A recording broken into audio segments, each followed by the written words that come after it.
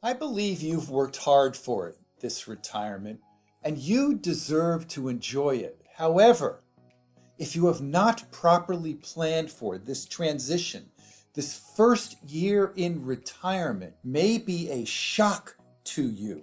And I want to share with you 5 things that you should be aware of so that you can understand and prepare properly for this transition. But before we get there, subscribe to my channel, hit the notifications bell. I have over 30 years in this business talking with people who have been transitioning all along. And I want to share their experience with you so you don't step on some of the landmines that they did. So I've had the opportunity to write 3 books, and after each one, I said I wouldn't do another one. And of course, here's my 4th one, Don't Outlive Your Money in Retirement. But I want to share with you a bit of a backstory on this, because the reason I wrote it was because I felt that the pandemic that we are going through provided for many people a glimpse into what retirement could be. And it may help some to gain some proper perspective on what that was going to look like. What do I mean by this? Well, because of the pandemic and the shutdown, most people had no place to go to work anymore. And they were home, not having the ability to go anywhere or do anything. They were home with their spouse 24/7. For some, that worked out really well. For some, not so much.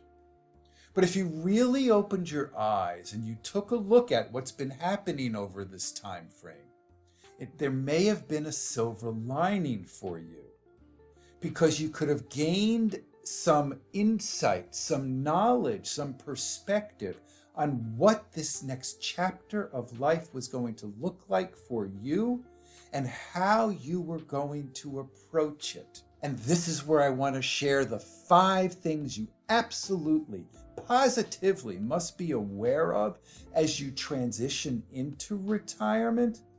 Because again, I don't want you to see that the reality of your retirement is different than what your expectation level was.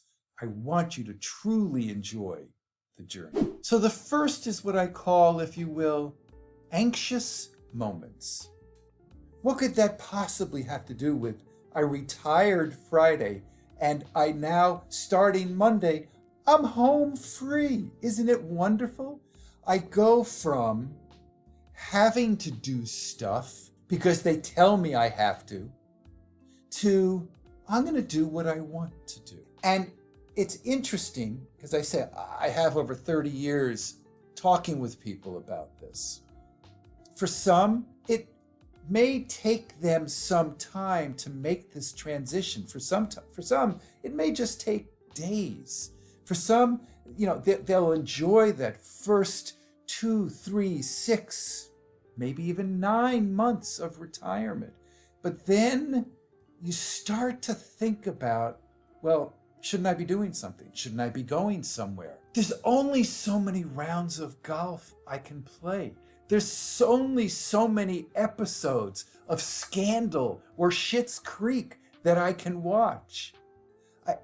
It's going to turn into, at some point, a switch that's going to be flipped, that you're going to have to figure out how to go from this stress-free, I don't have to do anything anymore, to some of these anxious moments where you feel like you need to be filling time, and it is now causing you stress, a different kind of stress than you were feeling in retirement. Speaking of potential stress, number 2, a next item you need to be aware of, now that you are spending more time at home, it could cause stress with the spouse. Now, here's an interesting one for you, and I tell this story often. I have a client, they're in their 70s, they've been working all along. They have a great time. They just figured that it's time to move on into doing something else. They both work for the municipality and they've really enjoyed their time, but they just figured we need some more time for ourselves. So I asked him, I said, so what are you going to do the rest of your life? He said, well, I'm going to play probably 3 or 4 rounds of golf, but after that, I'm not really sure. And I turned to his wife and I said, Les, what are you going to do? What do you think will cause stress for you now that you're about to retire? She says, I don't know what I'm going to do with him the rest of my life. In other words, we're together for better or for worse, but maybe not for lunch each day. Did you know that the gray divorce, those numbers are rising as many other ages divorces are lessening? We're all of a sudden entering into different roles where you may have both been working before at your own separate lives and then come together at some point, maybe for dinner, right? Or the occasional date, right? But now you're home. And, the joke goes, and this goes to my parents, when he stopped working, she went out and got a job. Well, my mother ended up going out and getting a master's degree when my father retired. To be together a lot.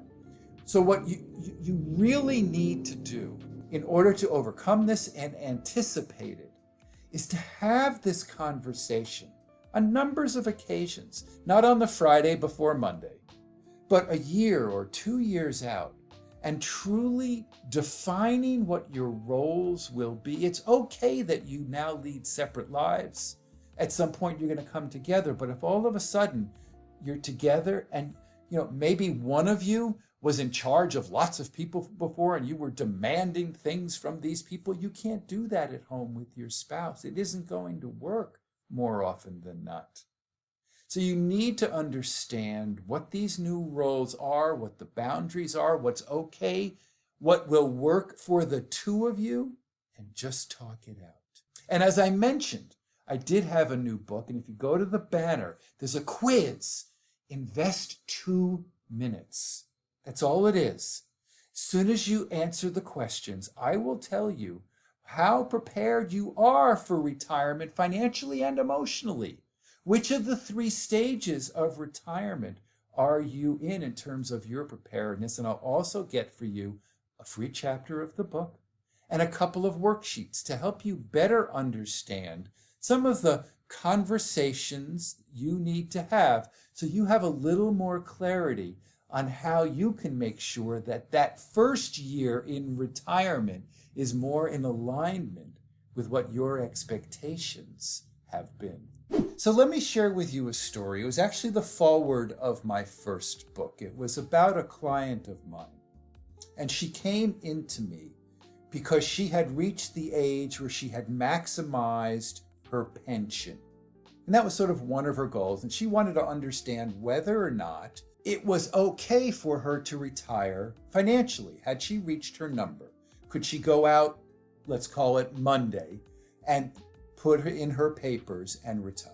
So we did the retirement roadmap for her. Now understand, I think she was 57 years old, and she had worked 38 years at the insurance company. In other words, you do the math. She only had one job, right? This was it. This was her life. This was her second home.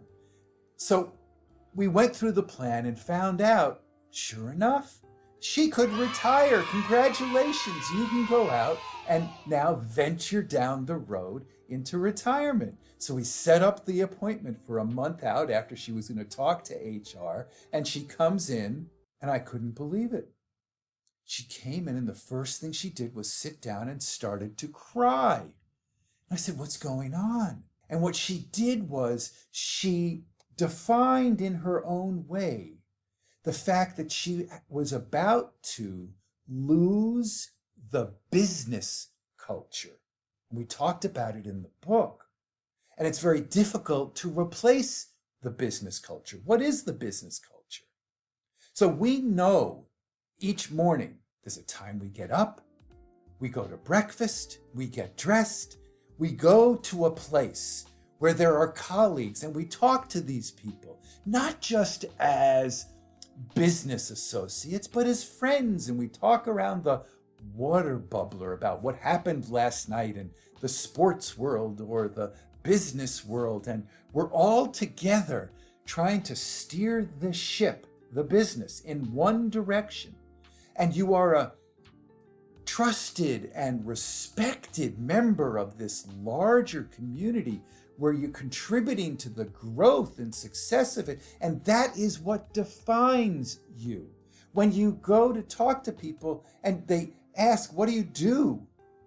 Sometimes, after your name, hi, you're so-and-so, what do you do? Well, I'm a accountant. I'm a traffic manager. I'm an operational assistant. Whatever it is that you are, it defines you. And it's a huge part beyond just the paycheck of what the business culture represents to you. And when you walk away from this, you may lose your identity. So each of you, in your own way, you're going to have to redefine purpose, how you're going to get fulfilled. What are you going to do in order not just to enjoy the journey, but get rewarded through the journey? And for some of you, that may take some time. This first year in retirement may bring lots of changes to you. Not only will you be losing connections with your colleagues, you may end up with what I call the fourth item. You may end up being lonely. You may be relocating. You may be going back to where family may have been. That will help you to reduce some loneliness. But again, losing the structure, losing the purpose, losing the connection with other people may put you in a place where after the first days, weeks, few months of this retirement journey, in the first year, you may experience the sense of being alone. So you may have to venture out and do some things that are outside of your comfort zone to try to get connected again and not feel so lonely. And remember this, you're not alone in this sense of loneliness. Many people are out there feeling the same way. It's a part of the experience, a part of the transition through this first year of retirement. It's okay. Take some time. You'll figure it out.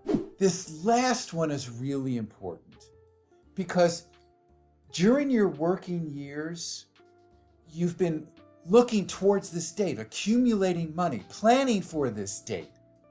But this is not the end. It's the fifth item I want to present to you. It's not the end, it's a beginning. And here, you must take a look at this just as you did. Maybe you had a business before or worked for an organization where you had to do planning, most do, in terms of what your next goals or the vision is or how you're going to get, from this day to next day and, your strategic initiatives and whether or not you've benchmarked your success. It's all about the planning. Well, your planning doesn't retire when you do. Your money management doesn't retire when you do. Take a look at this next chapter of life just as if you were opening up a new business. And in this new business, we have a number of different things we want to accomplish. First and foremost, do we have enough money to retire? That goes back to the previous financial planning. But then the other planning, how do I get fulfilled? Am I going to volunteer? How many rounds of golf will I play? When will I see the grandkids? How much time will I spend with them? When will I travel?